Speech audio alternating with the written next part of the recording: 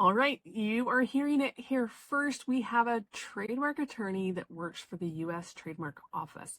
Why this matters is because he's also a self-publisher. This is an interview I did with him. I know that you'll get tips about trademarking out of this, how to protect your account, and how to make more money online by understanding the branding around trademark. You're going to get insights of his own personal experience, and we're just going to go into tons of questions. So be sure to show your love in the comments, but also drop your questions there because protecting your business is a never-ending blessing and game. Let's go. All right, I'm so grateful you guys are tuned in for this interview. I was scouring online, as you guys know. I'm not an attorney. I don't play one online, but we actually have one here today. His name is Josh Becker, and I'm so excited to hear from him because he's actually in the weeds of two parts that we talk about on this channel: trademarking, protecting your brand, but then also like he's a creative and he has books. So I'm so excited. Josh, thanks for being here. Of course, Jenny. I'm so glad to be here. Thanks for having me. Tell me about your journey as a trademark attorney, but then like you've always had this little creative bug to do books. Oh, wow. Yes. I am a very, very creative person. I'm artistic. Um, and I wanted to help other artists protect their works and get them out into the world. So I went to law school and I wanted to be an entertainment lawyer. And I'm very also interested in branding and protecting brands and marketing. I worked for a record label for a year and a half, helping musicians. I'm a musician myself, protect their works, and I put a song into Jim Carrey's Yes Man. I put a song into How I Met Your Mother. I put a few songs into a few shows and movies. What else? Zach and Miri Make a Porno, I think it's called, with Seth. Wow, what's his name? I forgot because I'm on a because I'm Podcast, you're on a live interview. yeah, Yeah. yeah. Um, yeah, the celebrity who everyone says I look like, and it's weird because I'm mistaken for him every now and then. And as soon as I get off this, I'll remember. Yeah. Um, Do you feel like your passion to protect the brand came in childhood as an artist, or where did you understand that like, oh wait, we need to protect what we're doing? so the protection element came later. I'm just a creative. I'm born a creative by nature. But then when I was older, I learned about intellectual property, trademarks, patents, copyrights, trade secrets, rights of publicity, rights of privacy. And in law school, I knew that's what I wanted to do. And later, the law didn't really scratch the creative itch as much as I wanted it to at times, and I wanted to write. I ended up writing a novel years ago, like a 800-page novel, and it's still on Amazon. But later I realized I wanted to write children's books because I don't want to use the word easier. They're still very, very hard, but it's a different kind of art that doesn't take as much time as writing an 800-page novel. So I started the Annabelle and Aiden book series. And we have a 10th title coming out now. Yeah, Woo! yeah. Yeah, I think children, it's a magical audience, right? Like I'm a mom of three kids, and so that's been some of my most fun publishing is like I publish coloring books. My kids have 15 coloring books, and so it's really fun. And so you've been on this journey of building a book brand. Can you talk about kind of the legal things that you've done just for our audience? Josh doesn't give legal advice. He actually works for the United States Trademark Office.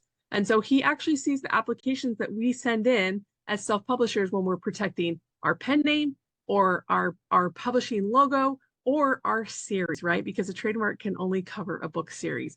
So can you talk a little bit about that experience, but then how that kind of inspired you to be like, okay, I know how to protect a brand, but I also have this creative outlet. Where did this idea for the book come from? Okay, so wow, where do I start? I wanted to write children's books, and I don't know why I wanted to name the series after two characters. And I have three children now, but I had two children at the time named Annabelle and Aiden, and I thought it just sounded really great, Annabelle and Aiden. I was actually afraid to do that because I don't want to put my kids out into the world. Like I wanted to keep, there should be a wall up. But people said, no, it's great. And I said, yeah, it's only their names. The characters don't look like them, anything like that. And I'm passionate about science and how the universe got here and all that kind of stuff. And so I thought, Annabelle and Aiden, big questions for little thinkers. And that's how I started the series. I love that. What would you say is the most common pitfall you see with trademark applications for people that are doing a series of books and trying to get that through the legal system? Um, oh gosh, I mean, just talking to people, forget even the trademark applications, people don't know what a trademark is. Just yesterday I was on the phone with someone and they kept throwing around the terms. So I have to get a patent on the copyright and then a trademark and then a patent. And my uncle copyrighted this, but then he got a patent on the I'm like, do you know what a copyright, So just very quickly, I just want to like lay this down in concrete as foundational.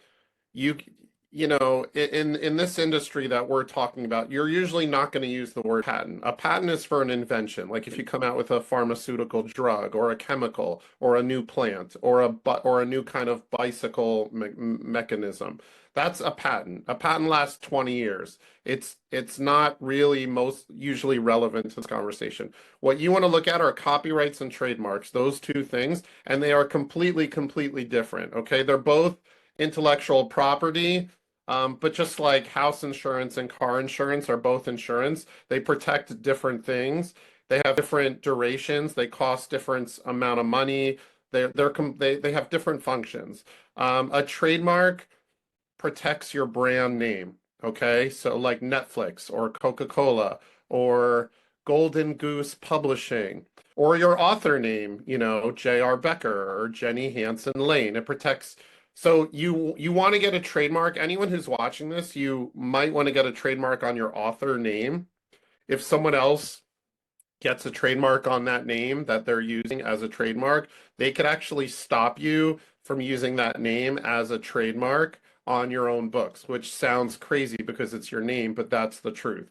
Um, if you have a publishing company, you might want to protect that name. You also might want to protect the logo or stylization. That would be a different trademark application.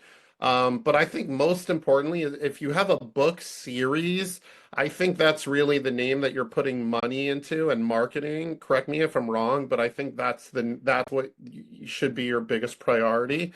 Um, because you really want to build consumer recognition in that name. I don't know if you wanted all these details up front, but and then very quickly, a copyright protects your work, your artistic work. So there's a list in the Copyright Act of 7 or 8 different kinds of artistic works that you could protect. One of them is software, one of them is PGS, which is pictorial, graphical, or sculptural works, and one of them is a literary work. I'm going to scratch that. I don't think software is there. Software is actually under literary works, the zeros and the ones. That's a different story. But yeah, if you have a book, you want to protect your book with a copyright. You want to protect your brand name with a trademark. Trademarks last forever. Copyrights don't. Trademarks cost, maybe an application could cost as little as $300. A copyright application is even cheaper. It's like $60. You could file them both online. For a trademark application, you should probably consult with a trademark attorney, but that is not required. I'm just spitting out the most important information there, Jenny. But It's so needed. And I just recently learned yesterday that if I decide to file my own trademark, then I can call the patent office and I can talk to the attorney over the case. Whereas if I had an attorney doing it for me, I can't just call up Josh and be like, hey, what do I need to fix on this? So there's so many pros and cons on whether we should do it ourselves or make sure we have the thorough protection we need by hiring an attorney. And that's probably something that you see when people probably do it themselves. There's probably some hangups, but let's kind of talk about the chicken and the egg. What's more important, like getting the book published in a series and then protecting it, or trying to get protection before you launch? You do have to prove that you're using it, right? So it needs to be live. Kind of tell me, what is it, the chicken or the egg? Or is it a scrambled fried? right, that's a great question. So first of all, like you mentioned in passing before, a person cannot protect the name of a single book as a trademark. So the answer to your question depends on what you're trying to protect. If you're protecting the name of a publishing company, you should do that as soon as possible.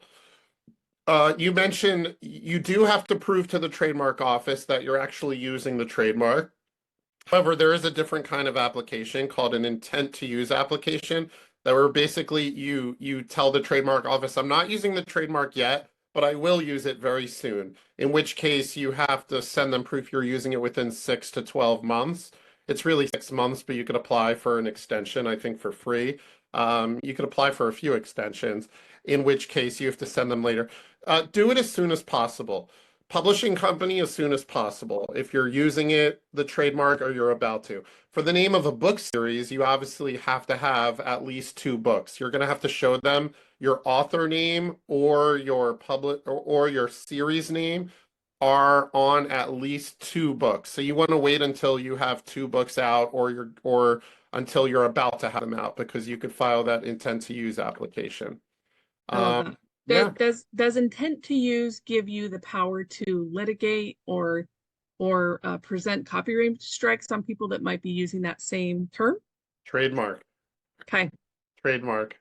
Um, yes. You don't if you don't yet have you won't yet have a trademark registration until you send them proof that you're using the trademark.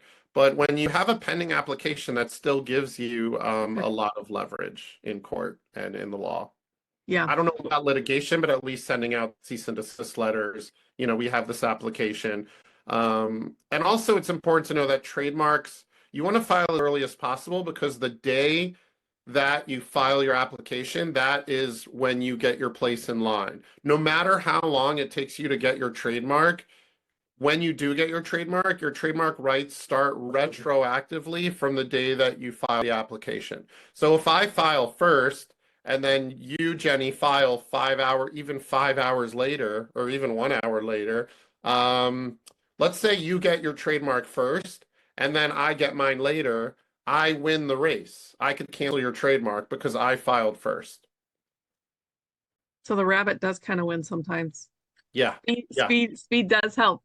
And Yeah. would you recommend any of those websites if people are kind of bootstrapping their brand and publishing under private, secret pen names on Amazon, Kindle Direct Publishing? Would you recommend any of those sites that we see ads for, like $49, work on your trademark? Or do you think it's good to build that rapport and have an attorney that can walk you through the process so you understand it? That's a great question. That's really hard because I get a lot of applications from these companies and they're not good. They're really not good. But then again, I get a lot of trademarks from attorneys that are horrible. If you're going to hire a lawyer who's not a trademark lawyer, then you might as well use one of these companies. So I'd Even, say levels from best to worst is like doing it yourself, hiring. Honestly, doing it yourself is probably even better than hiring a lawyer who does like wills and trusts and estates I and was just gonna like, say that like don't go and hire someone that's in divorce court because it they doesn't matter. don't know. Yeah. Their expertise has absolutely nothing, and it actually is even worse. It gives them this false confidence. It's terrible, these applications I get from very experienced lawyers, but not in trademark law. Do it yourself. If you want to hire one of these companies, you can, but it's not going to be great. I would find a trademark lawyer, and if you don't want to pay so much to hire a really experienced trademark lawyer, I would find a young, hungry trademark lawyer who has just a little bit of experience in trademarks, but they have some experience. I love that feedback. Would you discourage someone like me leading an audience of self-publishers to document the journey of doing a trademark themselves and them learning about all the things I did wrong? Or, I think that would be awesome. I think okay, that would be I amazing. mean, I have to say, I'm not an attorney. I don't provide advice. I can handle the truth. I like the truth. The truth sets us free. But there's so much, right? That like having an expert like you is really powerful. So you have a series of book. You have actually launched a Kickstarter. You said you had a book on Amazon like 10 years ago. 800 pages is a lot. So kudos. I hope you like celebrated that. This time around, you have a book series. how did you decide? Is it going to be on Amazon? If not, kind of tell us the Kickstarter journey so we can learn more about that. So people could find my Kickstarter, if I'm allowed to say quickly, at it's got to be magic.com. This is my 10th Kickstarter. So very quickly, I started making books, creating books around 8 years ago or so. I don't know why, I just wanted to try Kickstarter. I had friends that were trying it, and I worked very hard on it. I raised $4,400 for my first Kickstarter, which I was proud of at the time. But then the next one raised 8,000, and the next one raised 12,000, and the next one raised 16,000, and it kept going up until my fourth book, which is called What Happens When We Die, raised $24,000.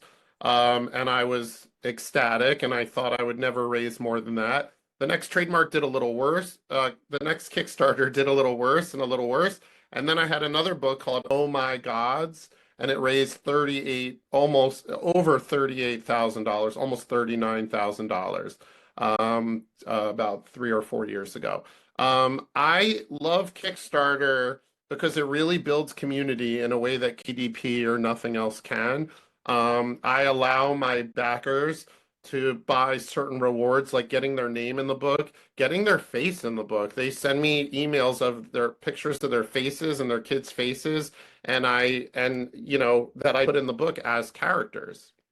You can't do that with KDP or anything else. That's not what it's for. This is what Kickstarter's for. It's for building community.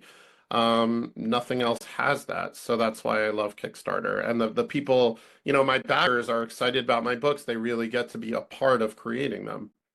And so, in going the Kickstarter route, that means that funds the production of them, right? And then once you have the book out, how do you like to market your book? Because the attractive side of Amazon is that there's 90 million monthly buyers that are looking for books. What's been kind of your go-to in terms of marketing post campaign has ended? Well, I put the books on Amazon. Okay. I As think, an Amazon seller, is that what you're, yeah, or they yeah. are on demand? Okay. Yeah. I mean, Kickstarter is the birth. Kickstarter is like giving birth to the book, and then once it's out there, it goes on Amazon or KDP or whatever it is. I don't use KDP. Well, I do for my ebooks. I've heard mixed things about KDP's quality for printing paperbacks. A lot of, some not good things. I've heard mixed reviews. I usually bulk print my books overseas. We could talk about that if you want. But yeah, Kickstarter gives birth to the books, and then I put them on Amazon and my own website. I love that. Yeah, just to touch into printing overseas, I don't want to get political, but have you noticed any tariff impact or anything like that as you're working on this project? So I haven't ordered books overseas for 2 years, I think, or maybe a year. So I haven't ordered overseas since the tariffs. I've heard mixed things. I keep hearing different things. They don't apply to children's books. They might apply to children's books. I just don't know. I'm in Facebook groups where they're talking about it, but every few days things are changing. So I don't know about that. When you make a purchase overseas, what's kind of a normal quantity number that you're looking at? And does that take up your whole Kickstarter budget, or what's kind of the balance there? Right. So the more books you order, the Lower less. the price, yeah. Right. So I ordered just, I mean, after Oh My Gods, the Kickstarter, I had sold so many. I ordered a good 1,500 books for me. For me, that's a lot. But I know people that order 3,000, 4,000, 5,000. I'm just not there yet. I usually order around 1,000. And it's great. The books just show up on my doorstep a few months later, and I think it's the easiest, greatest thing. And Uh, you also become the supplier, right? You're shipping out, your customers' names, where they live, you're building that community in that way. yeah, so Amazon has different programs you could join. I'm in the one called Amazon Advantage, which they had for many years, and then they shut down, and then they started building it back up and inviting. You have to like get an invite to it. You have to apply to be part of it. It's fine. I don't love it. But yeah, you get a purchase order every Monday, and you send in however many books they ask for, and it sits in their warehouse, and you pay for the storage. Very, very little you pay, very little. Um, and they send the books out for you. Yeah. And then You I said also, yeah. you said you don't love it. So the advantage is that you're tapping into the customer base on Amazon. But what don't you love? Because I've also gotten those emails for Advantage, but I've never actually applied. Tell me kind of the things that you don't like about it. I mean, so I was in Amazon Seller Central for a while, and I didn't like that because you have to put a sticker on every book, and their website is just horrible in terms of navigating it and taking care of purchase orders. It's completely not intuitive.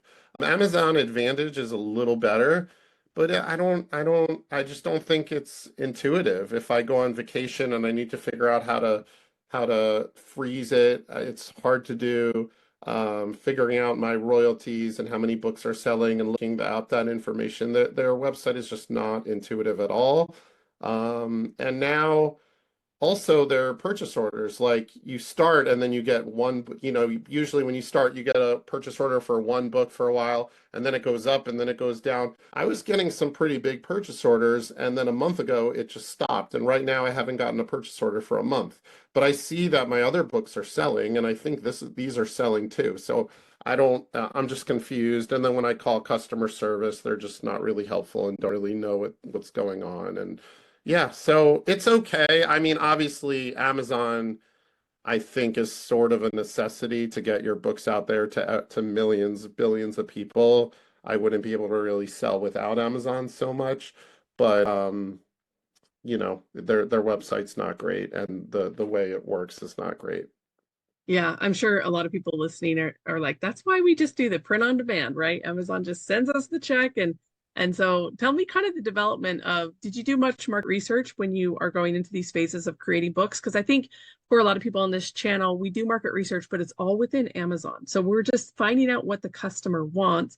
And that actually is really low risk for us to put out a book because Amazon does all the heavy lifting, right? We're not having to order things from China. But what you're bringing up is a really important topic for people to think about that have made money is that there's actually multiple ways to do a book, and that is building a community. And people actually love fundraising. Like the Kickstarter aspect, when people feel like they're part of the journey, you're going to have a longer customer value because they're like, oh, we helped Josh do this. This is, his fourth series. I was going to say, yeah, if you have a book, show us the book because that's such a powerful thing in having community and finding that balance of like, let's leverage Amazon when we can, but I want more autonomy and control over this brand that you've protected and building. Yeah.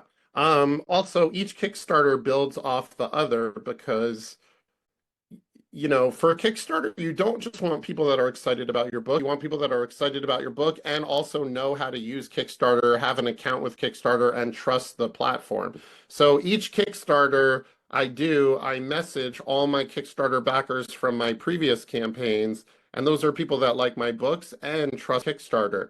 So that's really one building on the other. You asked me about where I do my market research. So I'll go on Amazon. I'm part of Facebook groups. I urge people to really join indie author Facebook groups or publishing Facebook groups. And that really helps me. I'll post my cover or my story synopsis and ask people where I could hone those skills. And also you know, really a lot of my readership is part of the homeschooling or secular homeschooling community. And like they'll tell me what they want.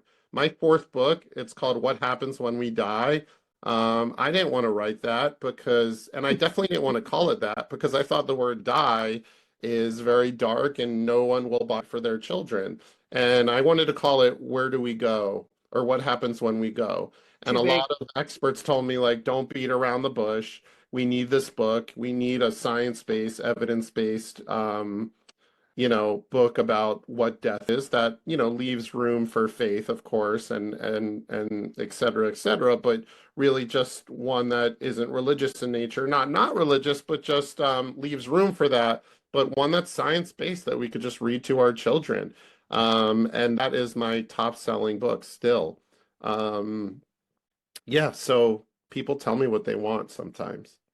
And that is such a powerful way to build out a brand, right? Is a powerful way because you can't lose when you solve problems for people, and I think that's a huge takeaway from this. And I'm grateful that you actually have this experience in just outside of the world of just Kickstarter, because I've never even really thought about that with some of my books where I've looked into maybe printing them in China because they've taken off and they could do better with prettier covers. But like there's a whole world of like building your list. Have you ever put a Kickstarter link or a QR code in your books when they get sold to the Amazon customer? Have you done any tracking to see who your Amazon customers are?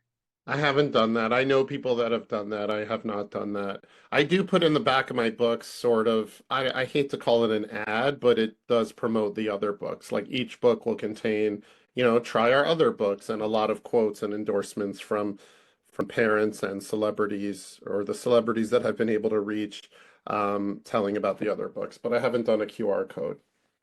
And does Amazon Advantage allow you to run book ads to your books? Yes. Yes. Okay. Have you done that? Have you noticed any of that? Yeah, oh yeah. Amazon ads are excellent. I pushed off doing it for years. I was so intimidated. It's very, it's actually, it's very hard to get started, I think. I hired a woman to help me, or really two women, and they helped me start my ads. And then they taught me how to optimize my ads. So, every week or two or three, you have to go in there and switch around your keywords and everything like that. And it takes a while to learn it. Optimizing, it's actually kind of fun and it's not that hard, but yeah, that's a whole other world that I pushed off. But now I'm spending about $1,500 a month on Amazon ads, and they're doing very well. My return on investment has been, I mean, not good. Yeah. I'm breaking even and selling a little more, but Yeah. I Yeah. spend a lot on ads.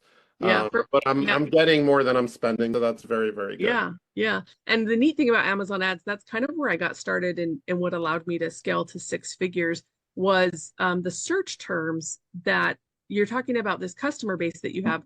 But Amazon has that too. The search terms will tell you what people are typing in before they buy a book. And Yes. so that's the only reason I have 592 books is like that was data that like I didn't have a book. So I'm like, oh, so people are saying, how do we die more than where do we go? That is the answer. That is the keyword research. So I always export that stuff and put it in ChatGPT and tell it like, what is the next book that like this customer base could have? It's Wow. because I'm so inside the weeds of books and teaching ads that sometimes, oh wow, people are just wanting it in a different way, right? So it's like, where do we go when we die? Is there a series? Is there more books to that because of the data? So I really love that data driven stuff because when it's data driven, which you're a science nerd too, like you can't lose when you've got the data behind you. So, and I think it's an important conversation that we've had today just about understanding how to protect our book and knowing that origin does matter and being able to file trademark. What would you say for people? Do you think it's a bad practice for people to try to claim phrases and words already exist to kind of play the trademark game? We see a lot of that with self-publishers. Is that taken into account when you, as an attorney working at the trademark office, when something comes across your table and you're like, this is so common, how can they claim origin of that? Is that something that takes into So it's account? not about what words, it's about like the word apple is very common, right? We Yes. say apple all the time, but it's about what you're using it for, like the company Apple that we all know. I think there's also, Apple Records, which is the Beatles record label, which has nothing to do with Apple, the Macintosh. So and they're allowed to coexist because they're in different industries. Um, I'm trying to think what you mean by words that exist. So we'll just play back on the ads data we talked about. So where do we go when we die, right? Like when a book sells really well on Amazon, it becomes a customer search term. And then all of us self-publishers have access to third-party tools that tell us those words that are being typed in. And Right. so someone may come across that phrase of like, your book goes viral because of Kickstarter. And so where we go when we die is searched 40,000 times. And it's like, oh, I could create a whole series around that because it's in demand.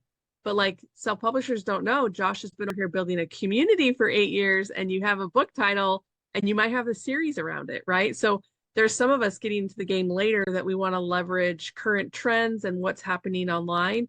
And I'm wondering just from a lawful standpoint, Mhm. if that is moral, Or what is the, because for me, I'm like, it's a bigger flex to build a brand around a unique name, Yeah. and then it becomes a term, and then it's protected and you have like all the protection. But there's a lot of people that don't have the marketing skills. So they get into it and they see these keywords that are in demand and they start publishing around it, but there's no way to protect their book because, right? So it's totally moral and it's totally legal.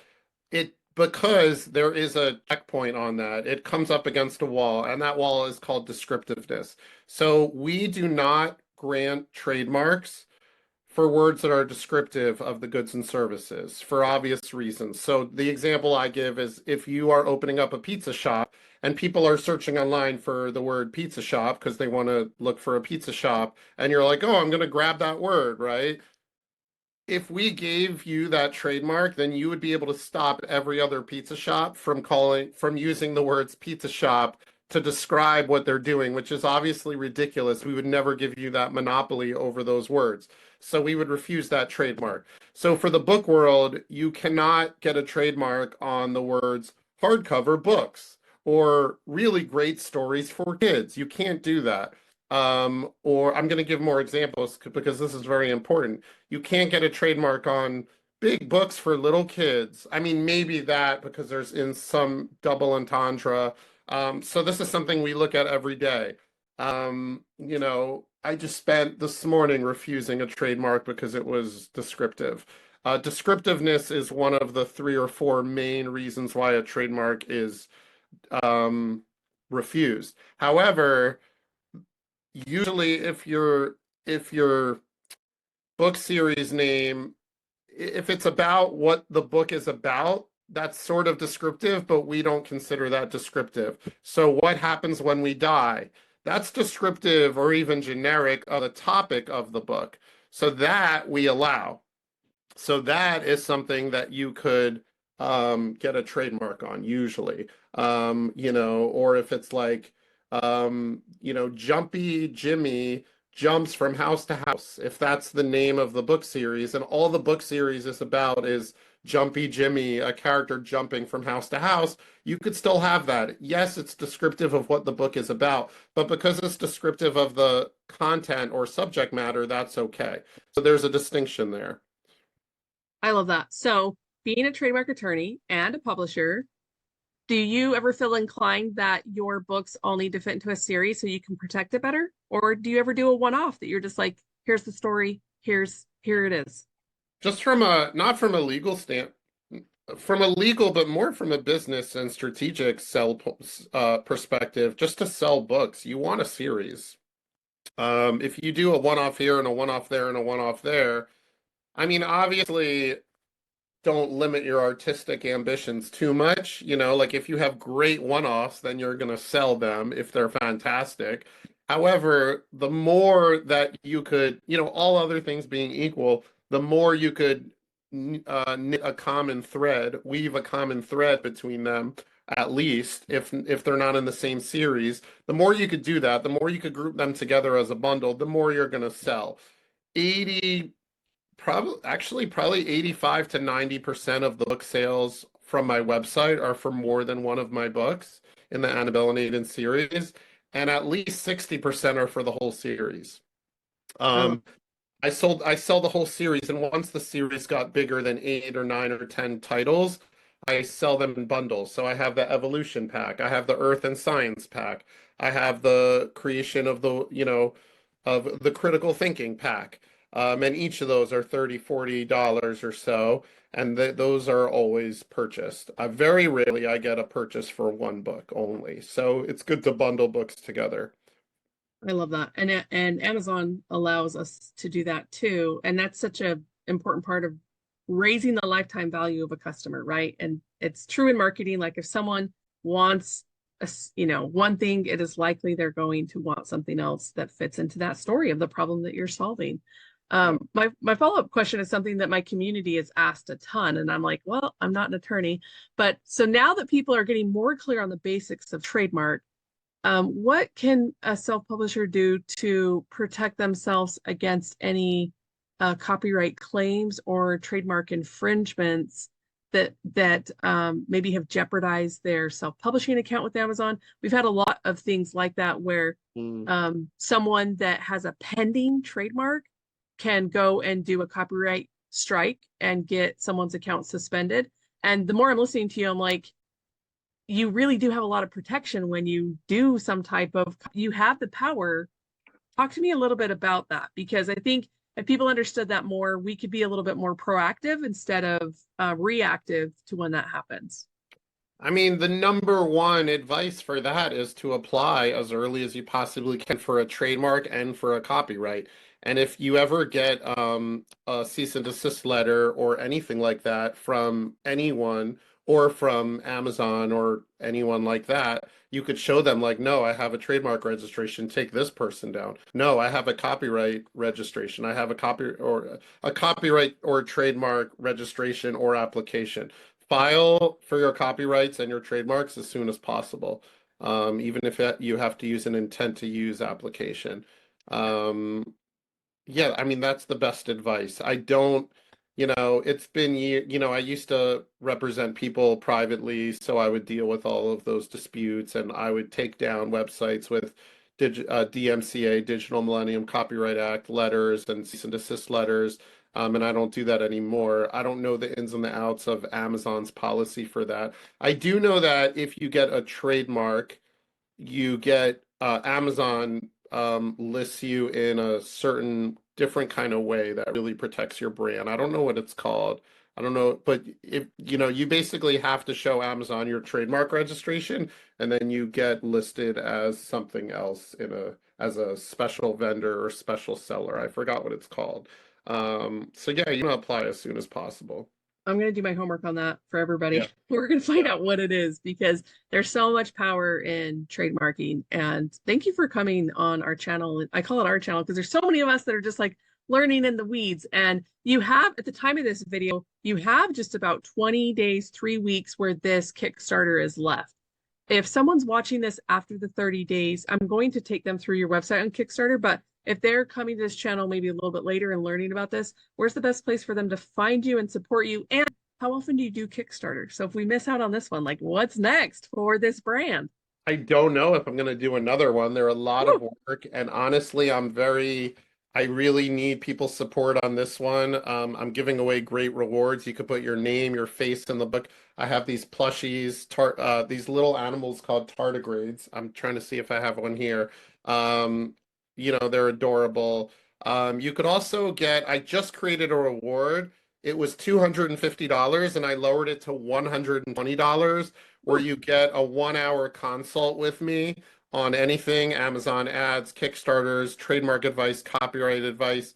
And anyone who does it through this group, through Jenny's page, I'll give an extra 40 minutes. So you have me for an hour and 40 minutes on the phone, and I could really just focus on your case and help you individually. I'm really trying to bring this book to fruition. And you could find it at itsgottoBemagic.com. You could also check out my website of my books, which is AnnabelleandAiden.com. I'm like, I need to hang up with you so I can go buy that. You guys, that is so powerful to have someone that understands it, that works on it every day, but then also has the same passion as us, that like we want to create something that didn't exist before. And the best way to do that is to actually protect it. So Josh, thank you for coming on. It's been Thanks for amazing. having. Thanks for having me. This is great.